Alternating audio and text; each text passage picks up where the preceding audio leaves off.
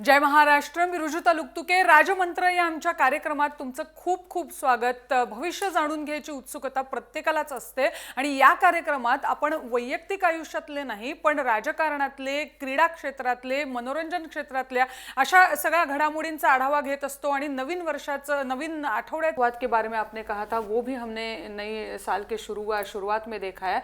आज एक जगह गौर करना चाहूंगी क्योंकि आज मुंबई से शुरू करते हैं. राहुल गांधी जी कांग्रेस के उपाध्यक्ष जो है मुंबई में है. जी जी जी मुंबई में थे, आज चले गए. हाँ, आज चले गए. जी. तो क्या कहेंगे उनके इस मुंबई यात्रा के बारे में?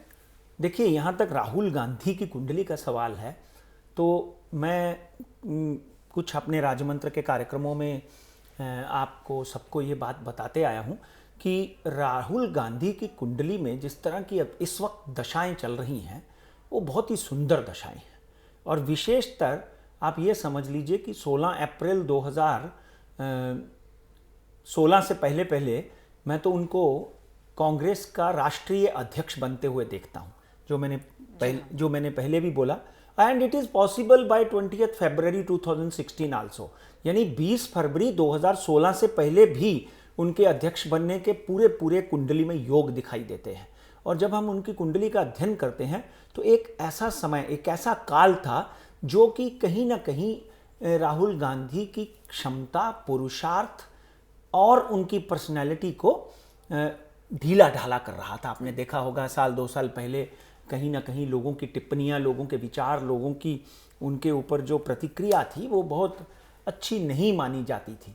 मगर आज एक बात दर्शक भी समझ कर ले लें कि आज 12 अक्टूबर 2015 के बाद राहुल गांधी की कुंडली में जिस तरह के बदलाव हुए हैं और 20 फरवरी 2016 के बाद जिस तरह के बदलाव होंगे और फिर 16 अप्रैल के बाद जिस तरह 2016 ही बोल रहा हूं मैं कि जिस तरह के बदलाव होंगे वो एक चमत्कारी बदलाव होंगे. आज आपने राहुल गांधी को कल आपने राहुल गांधी को बच्चों के साथ इंटरेक्ट होते हुए देखा. आज आपने उनको ऐसी जगहों पे जाते हुए देखा यहाँ पे नेता जो हैं अवॉइड करते हैं जाने का. और जिस तरह का जन सैलाव राहुल गांधी के साथ में आप फुटेज में देख रहे होंगे, जिस तरह का जन सैलाव राहुल गांधी के साथ में आज उमड़ा, इस बात का संकेत है कि राहुल गांधी की दशा बदल रही है और उनके अध्यक्षता के पद के ऊपर मोहर लगनी बहुत ही कम समय में अभी बाकी है. और जैसे ही वो अध्यक्ष बनते हैं उनमें जोशो खरोश और बढ़ेगा. और 16 अप्रैल 2016 के बाद तो आप उनका चमत्कार देखेंगे. अब ऐसा है, एक उनके बारे में भविष्यवाणी है कि वो कांग्रेस के अध्यक्ष बनते देखेंगे. तो कांग्रेस में अंदरूनी गुट में उनका नेतृत्व उभर कर आता हुआ हमें दिखेगा. लेकिन ये जो उन्होंने 2 प्रोग्राम आज मुंबई में अटेंड किए थे जिनमें से एक धारावी के था जहां उनके साथ हम लोक समुदाय, हमने जन समुदाय हमने राहुल गांधी जी के साथ देखा. तो क्या वो लोक नेता के रूप में उभर कर आते हुए दिखेंगे इस साल में हमें? बिल्कुल, आपने बहुत सुंदर बात कही है. क्योंकि जिस वक्त आप गांधी परिवार में जन्म ले लेते हैं, एक बात समझ के लीजिए आप, जिस वक्त आप गांधी परिवार में या जॉर्ज डब्ल्यू बुश जैसे ऐसे परिवारों में जब जन्म ले लेते हैं, यानी धर्मेंद्र के नाम ही काफी है. हाँ, there one this is one. मगर तब उसके बावजूद भी आपके नसीब चाहिए. धर्मेंद्र के 2 बच्चे हैं, एक हीरो, कितना बड़ा हीरो बना सनी देओल. आप देखिए नसीब बहुत खेलता है. शाहरुख खान के पिताजी बिल्कुल कोई एक्टर नहीं थे और कहीं ना कहीं गांधी परिवार का ठप्पा तो एक जब पैदा हो गए तो लग गया. उसके बाद जिस तरह का वातावरण उनकी कुंडली में है तो उनको लोक नेता बनाने में कोई कमी नहीं छोड़ता. और आगे आने वाले दिनों में अंतर्राष्ट्रीय स्तर पर राहुल गांधी जिस तरह के फैसले लेंगे, देश का जिस तरह से संचालन करेंगे, जिस तरह वो विरोधियों को मुंह तोड़ जवाब देंगे. आज आपने देखा होगा जिस तरह वो बोल रहे थे, जिस तरह वो नरेंद्र मोदी के ऊपर या भारतीय जनता पार्टी के ऊपर एक कड़क प्रहार कर रहे थे, उनकी नीतियों पर, उनकी योजनाओं पर. और ये साथ में कह रहे थे कि योजनाएं हमारी बनी हुई हैं, हमने बनाई थी. और जिस तरह का उनका रवैया है वो धीरे धीरे एक आक्रमण होते जा रहा है. मैं राहुल गांधी को अगले 2 से 2.5 सालों में अर्जुन के रूप में देखता हूं, जो गांडीव लेकर कहीं ना कहीं हमारे देश की रक्षा और सुरक्षा करेगा और कहीं ना कहीं एक ऐसे नेता के रूप में उभरेगा जो देश तो देखेगा ही देखेगा, पूरा विश्व देखेगा। कांग्रेस में एक नेता की तरह वो उभर कर आ रहे हैं जो कांग्रेस को सक्षम नेतृत्व दिला सकते हैं, और जरूरत थी जिसकी। जी हाँ, क्योंकि कांग्रेस के जो विचार है वो लोगों के सामने ले जाने में इस चुनाव में कांग्रेस कहीं पीछे रह गई थी, जिसका खामियाना उन्हें भुगतना पड़ा। लेकिन क्या ये उनकी मैजिक, उनका जादू जो है राहुल गांधी का, वो महाराष्ट्र की कांग्रेस पे पड़ता दिखता है? देखिए, आपने एक बीच में सवाल किया था जिसका मैंने जवाब नहीं दिया, उसका जवाब देता हूं, फिर इसका जवाब देता हूं। आपने पूछा कि जो अंदरूनी गुट हैं, जी हाँ, हैं कहीं ना कहीं कांग्रेस में एक दूसरे के साथ में 2-4 दिन पहले झगड़ा हुआ, इसीलिए पूछा। हाँ, वो मैं भूल गया बीच में। तो कहीं ना कहीं ये जो अंदरूनी गुट है ना, इनको अपने आप को संभालना पड़ेगा। कहीं ना कहीं ये एक दूसरे के ऊपर जो छींटा काटी करते हैं। देखिए, जब नेता चलता है ना, जैसे नरेंद्र मोदी जब चले तो सूर्य की भांति उन्होंने पूरी भारतीय जनता पार्टी को इकट्ठे करके रख दिया। हाँ, उनके विरोध में कितने बड़े बड़े स्वर उठ रहे हैं आपने देखे होंगे, चाहे वो शत्रुघ्न सिन्हा है, यशवंत सिन्हा है, उनके गुरु कहीं ना कहीं लाल कृष्ण आडवाणी, कहीं ना कहीं सुषमा जी, कहीं ना कहीं वो क्रिकेटर साहब जो हैं कीर्ति आज़ाद, कहीं ना कहीं उनके विरुद्ध में, यानी हर पार्टी में एक इस तरह का वातावरण बनता है। कहीं जेटली का ग्रुप है, कहीं सुषमा का ग्रुप है, कहीं अमित शाह का। तो ये एक राजनीति का खेल बन चुका है। देखिए, मैं आपके शो के माध्यम से 1000 बार ये बोल चुका हूँ, आज फिर बोलता हूँ कि हम कलयुग की प्रथम कली में हैं। हम कलयुग के एक ऐसे वातावरण में जी रहे हैं, यहाँ पर राजनीति का स्तर डेफिनेटली इससे भी ज़्यादा गिरेगा।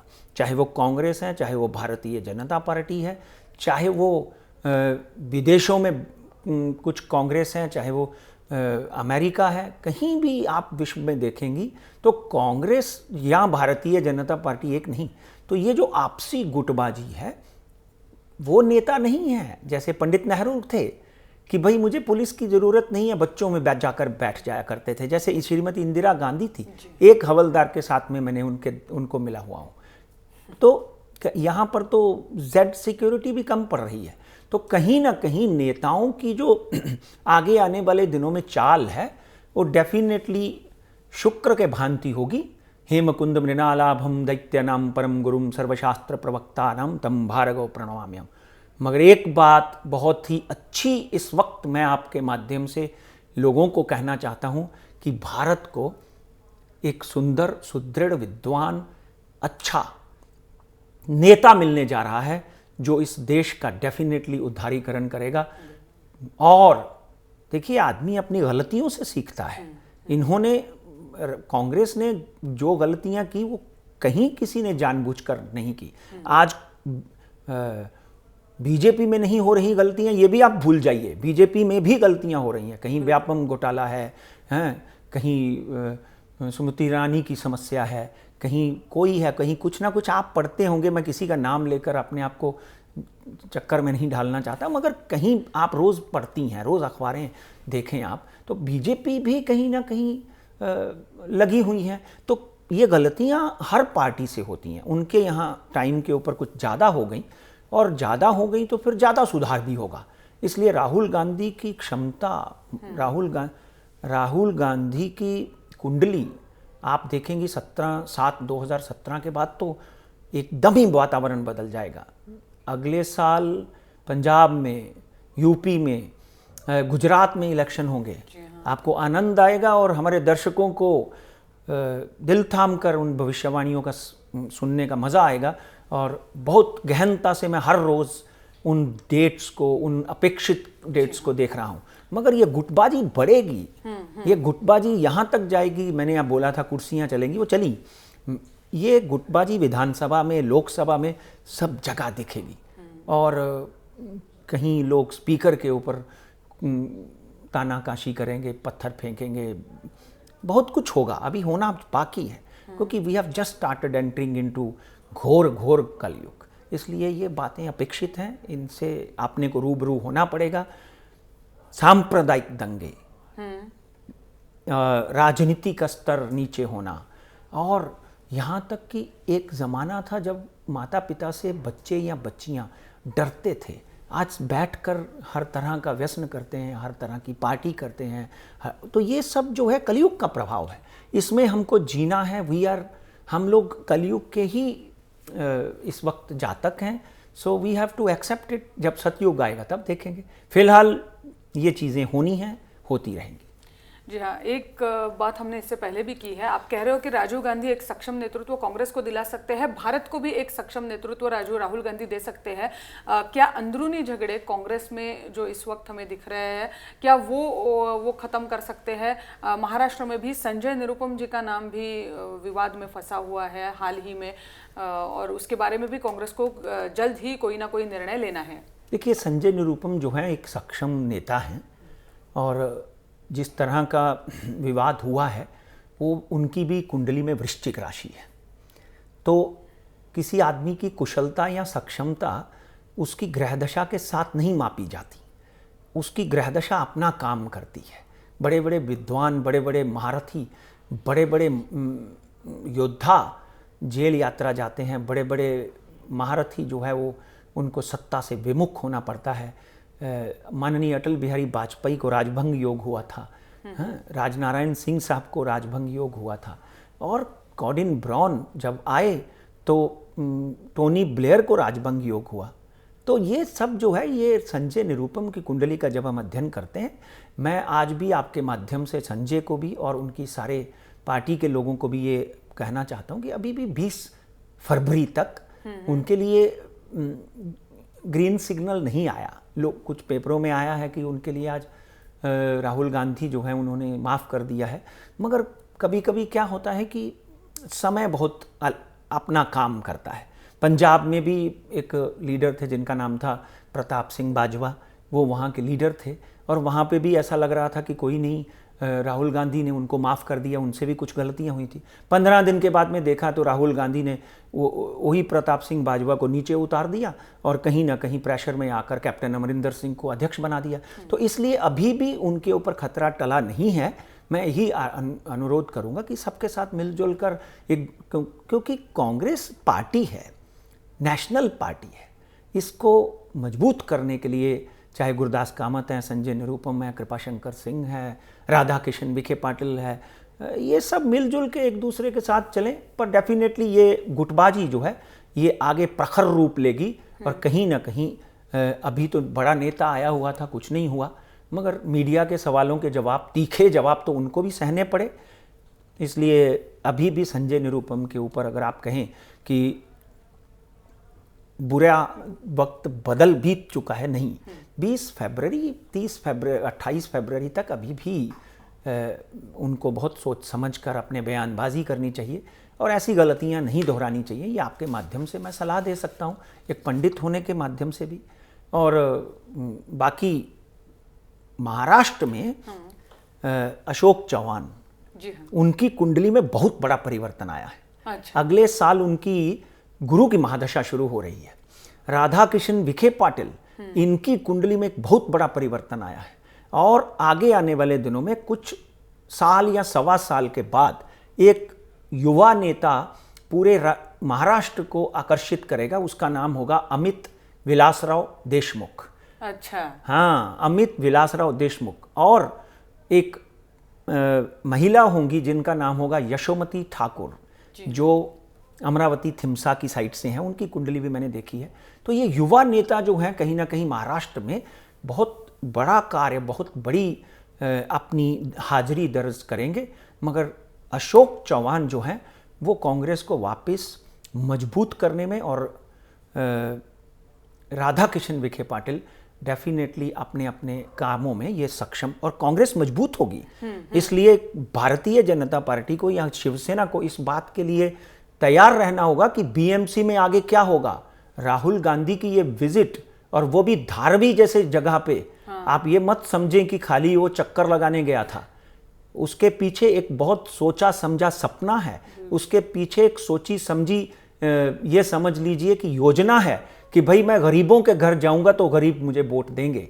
और मुस्लिम के घर जाऊंगा, दलितों के घर जाऊंगा तो मुझे उनका सहानुभूति मिलेगी। हाँ, डेफिनेटली वो कहने का मतलब यह है कि आने वाले 1 या 1.5 सालों में हमें दिख सकता है कि कांग्रेस नए रूप से उभर कर आया हुआ है राज्य में। बेटा ये तो दिख रहा है, तो इसीलिए ये आपको बिहार से यात्रा शुरू हुई है राहुल गांधी की। 4 सीटों से 25 सीटें लेकर जाना कोई मजाक नहीं है, और वो भी बिहार में।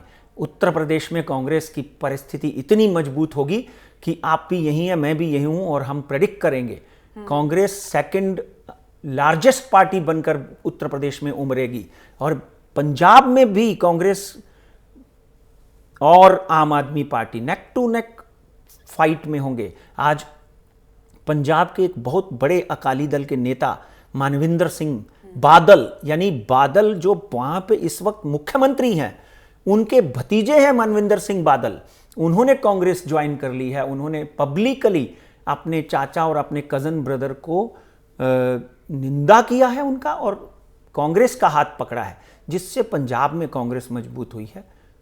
यूपी जो हमेशा कांग्रेस के हाथ में रही थी, वापस कांग्रेस के हाथ में आती हुई दिखाई देगी। नहीं तो गठबंधन। आज बिहार में कितने सालों से कांग्रेस का कोई नहीं था, आज बिहार में कम से कम उनके 5 से 6 मिनिस्टर बन चुके हैं, और कांग्रेस के हालात बदल रहे हैं, वापस बदल रहे हैं। इसलिए बीजेपी को बहुत आंखें खोलकर, कान खोलकर, परिश्रम करते समय बिना अभिमान के ओवर कॉन्फिडेंस कहीं ना कहीं आपके लिए घातक है। और ये जो है, ये सब हम आशा करते हैं कि राव साहब दानवे जी ये बात हमारी सुनते होंगे, जो कि अभी महाराष्ट्र में नेतृत्व कर रहे हैं पार्टी का, और थोड़ी सी गुटबाजी हमें वहाँ भी दिख रही है कि खबरों में तो ऐसा ही चल रहा है आजकल कि राव साहब दानवे के नेतृत्व के ऊपर एक सवाल कुछ लोग अंदरूनी पक्ष से खड़ा कर रहे हैं। तो राव साहब दानवे जी की कुंडली आपको इस वक्त कैसे दिखती है? देखिए, राव साहब दानवे की जब हम कुंडली का अध्ययन करते हैं तो डेफिनेटली अप्रैल तक मुझे कुछ नहीं दिखाई देता कि कोई बदलाव हो सकता है। हाँ, मुंबई अध्यक्ष बदला जा सकता है। मुंबई अध्यक्ष इसलिए बदला जा सकता है कि आशीष शेलार जो हैं, जब हमने उनको प्रेडिक्ट किया था कि आप ये अध्यक्ष बनेंगे, और वो अध्यक्ष बने, और उन्होंने सक्षमता से, कुशलता से काम भी किया। अभी हो सकता है कि उनको अपग्रेड कर दिया जाए और यहाँ पर एक नया अध्यक्ष बने, मुंबई अध्यक्ष बने। और राव साहब दानवे को भी देखिए, एक बात ध्यान रखिए, 2 मार्च 2000, क्योंकि मैं तो ग्रह दशा से चलता हूँ, जी हाँ। कई बार मैं पब्लिक के ओपिनियन के अगेंस्ट होता हूँ, और बहुत बार होता हूँ। और यहाँ पर राव साहब दानवे की कुंडली में 2 मार्च के बाद में कुछ ऐसी दशा लग रही है जिससे उनको अपनी प्रतिष्ठा, अपना पद खतरे में आता हुआ नजर आएगा। उनको बहुत ध्यान रखना पड़ेगा। बल्कि वो एमएलए हैं, और एमएलए तो हैं ही, रहेंगे ही, मगर कहीं ना कहीं जो उनको जिम्मेदारी सौंपी गई है वो चीफ मिनिस्टर के लेवल की है, उसको कुशलता से निभाएं, और हो सके तो एक कष्ट निवारण और एक नज़र दोष पूजा करवा लें, ये बहुत ज़रूरी है। मगर डेफिनेटली ये गुटबाजी जो है, ये कहीं ना कहीं अपने स्वार्थ के द्वारा प्रेरित है। जब आदमी इस राष्ट्र से ज़्यादा स्वार्थ को देखता है तो फिर गुटबाजी होना संभव है।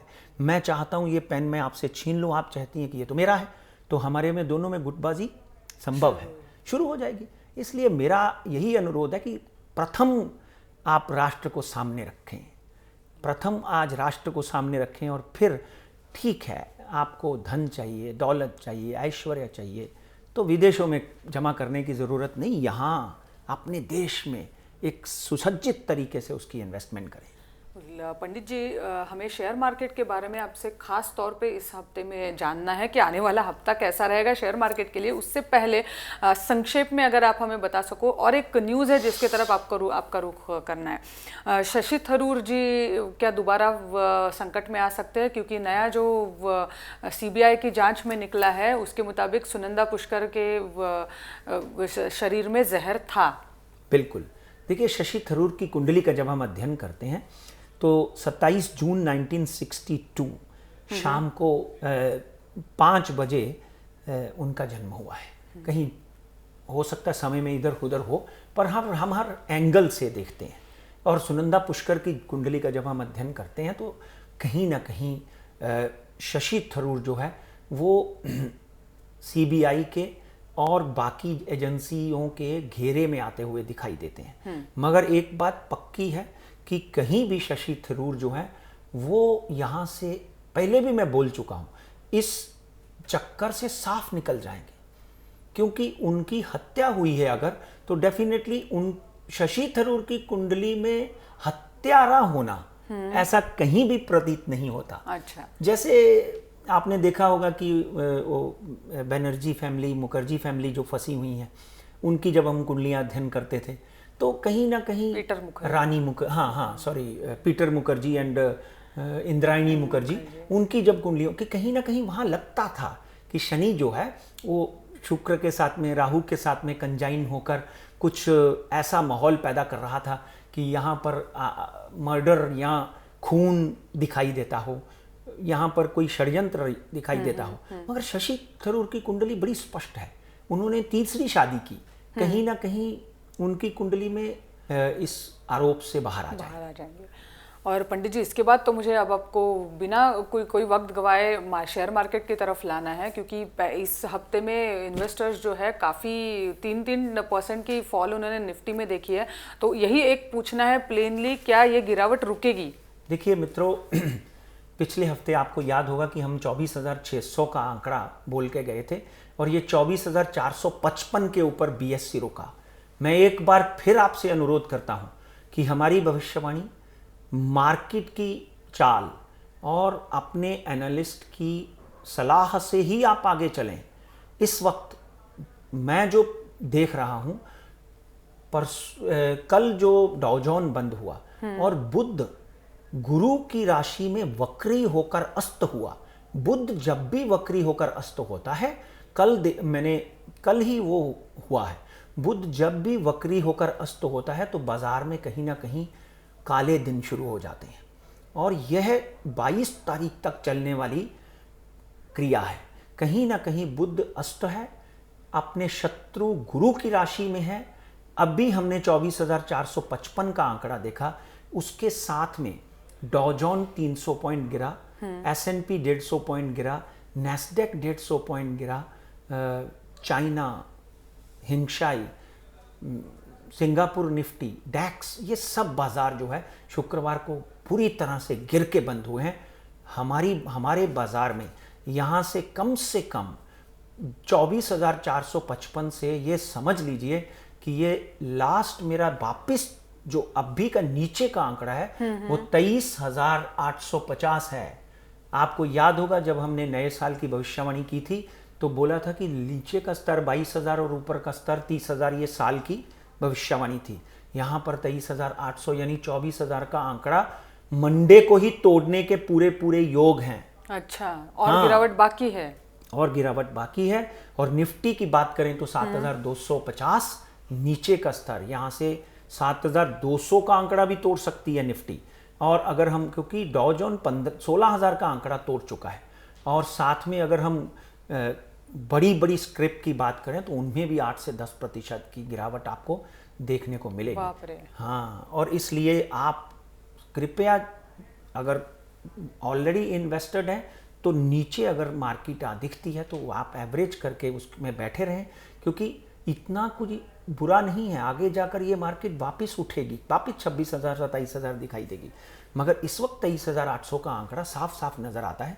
And I don't mind saying कि 23,600 भी हो जाए, क्योंकि अंतर्राष्ट्रीय बाजार में और बुध का वक्री होना गुरु की राशि में, और 7,200 निफ्टी, ऊपर का स्तर वापस ऐसा समझ लें कि 24,600 24,700, नीचे का स्तर जो है वो 23,800। हाँ, एक बात और ध्यान रखें, गोल्ड जो है वो हमने पिछली बार बोला था कि बढ़ेगा।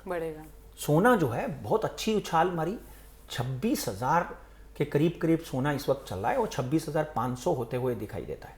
और आपको याद होगा कि हमने चांदी में भी बढ़त कही थी। हमेशा मैं कहता हूँ चांदी में वापस 35,000 का आंकड़ा छू सकती है, नीचे का 33,400 का आंकड़ा। और तेल के ऊपर हमेशा मेरा विरोधाभास रहा है। मैं तेल को कतई $20 नहीं देखता हूँ, इतनी मारामारी, इतना अकाल नहीं पड़ने वाला। हाँ, ये 2,000 तक पर बैरल छू सकता है। मेरा 2,200 का जो बैरियर था वो टूट गया है, 2,000 तक छू सकता है। और एक आध बार कभी 1980 1950 भी आ सकता है। अंतर्राष्ट्रीय बाजार में ये $28 टूटता हुआ नहीं दिखाई देता। मित्रों, लेकर रखने में, आप एक एक कॉन्ट्रैक्ट लीजिए, 100 बैरल लीजिए, लेकर रखने में और नीचे से फिर लेकर रखने में स्ट्रैटेजी बनाइए, किसी एनालिस्ट से बात करिए, लेकर रखने में आपको बहुत अच्छे पैसे दे सकता है ये। और रुपया हमारा बुरी तरह से कमज़ोर हो रहा है। ध्यान रखें, रुपया डॉलर के प्रति रुजुता जी 70 रुपये भी छू सकता है। ये 67 68 हो गया है ऑलरेडी, ये भी हमारी भविष्यवाणी थी, और ये छू सकता है और प्रॉपर्टी में एक बड़ी भारी गिरावट आ सकती है, जो घर खरीदने वालों के लिए एक अच्छा समाचार हो सकता है। इसलिए आज जय महाराष्ट्र में मैं फिर आपसे अनुरोध करता हूँ हाथ जोड़कर कि नरम दिल के, नाजुक दिल के लोग शेयर मार्केट से दूर रहें, और यह अपना जो इस वक्त होल्डिंग है उसको नुकसान में मत काटें, नीचे फिर थोड़ा थोड़ा लेकर उसको एवरेज करें, क्योंकि बाजार वापस बढ़ेगा, क्योंकि भारत काले सर्पदोष से बाहर आ चुका है और नरेंद्र मोदी राष्ट्र की सेवा के लिए, अरुण जेटली इकोनॉमी का ग्रोथ के लिए वो लोग तत्पर हैं, और डेफिनेटली बजट में कोई अच्छे समाचार आपको मिलेंगे सुनने को। बिल्कुल पंडित जी, समय तो आज का ख़त्म हो चुका है, लेकिन कई सारे मुद्दों पे, कई सारे विषयों पर हमने बात की। कांग्रेस पे हमने आज ज़्यादा वक्त दिया, क्योंकि कुछ खबरें ही आपने हमें कांग्रेस के बारे में कुछ भविष्यवाणियां ही कुछ ऐसी सुनाई हैं। तो आज का वक्त यही ख़त्म होता है, आज रुकना पड़ेगा हमें। फिर अगले हफ्ते आपसे ज़रूर मिलेंगे आपकी भविष्यवाणियों के लिए। धन्यवाद। आज इथेच थांबतोय आपण वेळेअभावी, पण पुढच्या शनिवारी पुन्हा भेटणार आहोत। तोपर्यंत पाहत रहा जय महाराष्ट्र।